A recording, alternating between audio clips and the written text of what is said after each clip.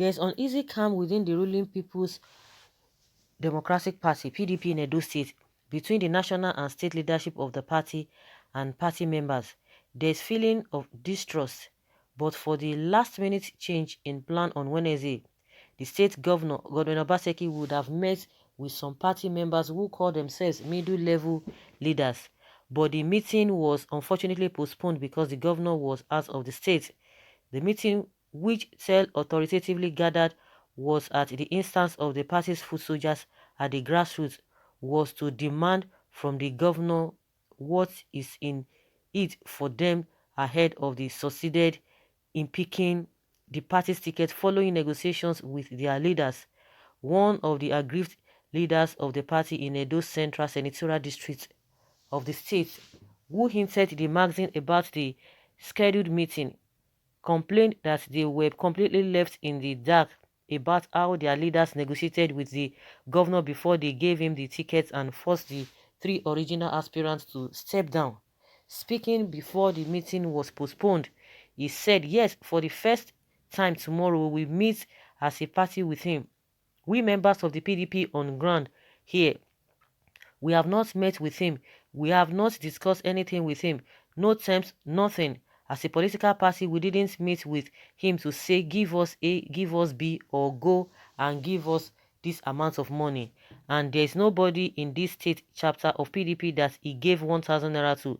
Nobody would believe it would be this is it. Nobody would believe it, but this is a statement of fact.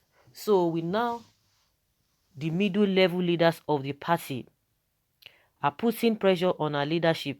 What did you people discuss? He has not even seen us. The only person that the man has seen, he met with our state chairman, Tony Azegbemi. He met with the former chairman, Dan Oba, and he met with Senator Odion Ugbesia and the three aspirants. Outside these people, there's nobody Gordon Obaseki has spoken to, either on phone or on call. I can tell you that authoritatively. So for the first time on Wednesday, we will be holding a meeting with him to ask what is in there for us. Ticket has been given to you. So before we go out to start campaigning, considering the fact that campaign is not going to be done the normal way because of COVID-19, before I go into town to start talking to people to vote for you, I should be able to know what I will get. Recall that Obaseki had negotiated his way into the major opposition party within 1 week of his disqualification by the Professor Jonathan Ayuba-led Edo APC governorship primary election committee by meeting party leaders in Port Harcourt and PDP governors in their various states, leaving the state chapter of the party as mere spectators. He picked his membership card June 19th, a day the party was initially scheduled to hold its primary election. Thereafter, leadership of the party was said to have given him stringent conditions before he could be granted waiver and pick the party's ticket. The stakes became higher when two out of the three aspirants became adamant, insisting that they would not step down for the governor who they noted was coming into the party when all the processes leading to the party's primary had been concluded. To make the matter more complicated for the governor and party leaders, Omoregbe Ugbeide Ihama, a member of the House of Representatives whose chances of picking the PDP ticket looked very bright, especially coming from Edo South Senatorial District like the governor.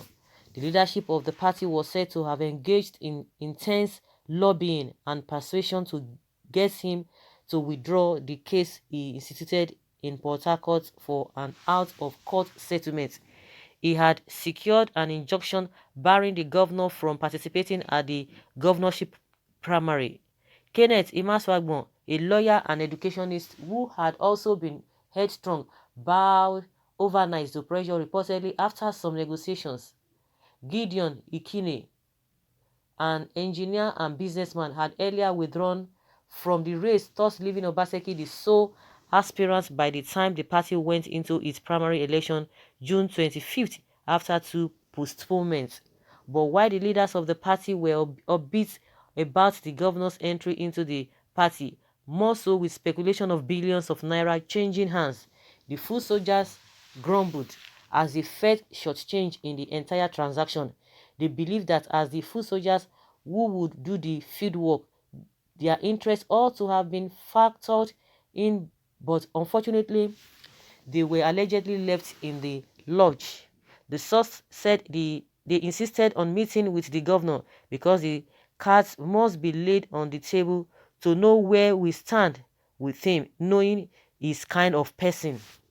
According to him, it is not as if we as a party trust him, considering what he also did to his people where he's coming from, but because we are interested in getting back to government house, we say let's get there first. We have been in opposition for too long. If we don't get this one now, it will make our party fizzle out in the state. That was the reason why some of us supported the idea of his coming to take number one and number two. His coming is a miracle. This is a government we have been fighting for in the past 12 years without firing a shot. No snatching of ballot box, no fights at collation center. Governor just took him, God, just, just take him just take him leg come. Just take him leg come for us for parlor. Okay, speaking a normal language. He just taking leg come for us for parlor. The governor indeed took more than two positions as the party also considered to him the position of secretary to the state government and chief of staff. The magazine gathered that at a virtual meeting with PDP governors where the deal was sealed before his defection, Obaseki had insisted on retaining his present SSG, Osarodion Ogi, and Chief of Staff, Osaze Uzamere, who had been in the trenches with him in the battle with the APC. His brother governors were said to have been peeved by his perceived arrogance in making his demand, and one of them reportedly chided him that if he had been offered only one position where he was coming from, he would not have needed to approach them for their party's ticket. It was learned that it was consequent upon this that the financial demand made on him by the party was humongous, while other demands were also made. So in pulling through the Act of Court settlement, which was handled by the national leader, Ugbeide Iyama, who had gone to the court in respect of planned change in delegate list to accommodate Obaseki's interest, was told to look at the bigger picture and withdraw the case. According to source, he was told, you can still go back to your House of Reps, then let's negotiate other things. They put pressure on him in Port Harcourt and he withdrew the case, contrary to the allegation that he was compensated with between $2.3.5 million. The source insisted that nobody has even told Ogbeide now you will take 10 million naira, you will bring this. No, the governor had in his acceptance speech as the party's candidate appreciated his co-aspirants for their sacrifice, claiming that they stepped down for him without demanding anything from him. But another source who spoke to the magazine pulled the claim, maintained that all the aspirants were settled. He contended that is it possible in Nigeria politics that people who had invested so much not only in the party when the party had not even dreamt of joining them, and also spent so much on their aspirations, would just agree to walk away empty-handed when they are not into charity or Father Christmas? I can bet my life on it that they were handsomely paid. Such things are not what you do in the open, and the people concerned would not even admit or talk about it. But some of us, it was not just an empty handshake. Let them stop playing on our intelligence. People want to be settled. People really want to be settled. So guys, we've heard all the complaints of these so-called people. I think that is how the politics is being played in Nigeria. Nobody's ready to do the right thing. Nobody's ready to do the right thing. Of course, just like the last person that commented, said that nothing goes for nothing. They will just say, oh, just go and sit down, go back. Of course, everybody knows that a lot of water must have passed under the bridge, so nobody's coming here to bobo anybody.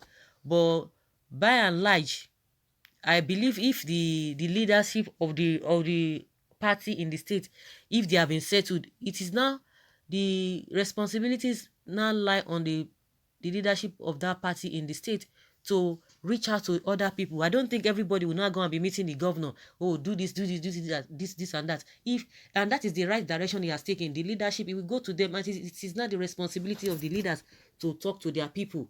But just that the way things are being played, yeah, it's an open thing, and these people are coming out to say this is what we want, based on what they know that has been happening, because they want to get the power.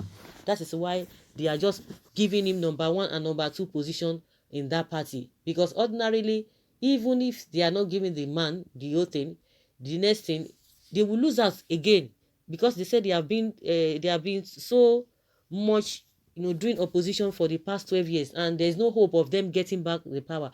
But the problem is that, is it just that is the politics we are playing in Nigeria? Settle this one, you get to the position, you settle some people, few individuals. That is all about politics. And if you don't settle those people, that is when you start having problem.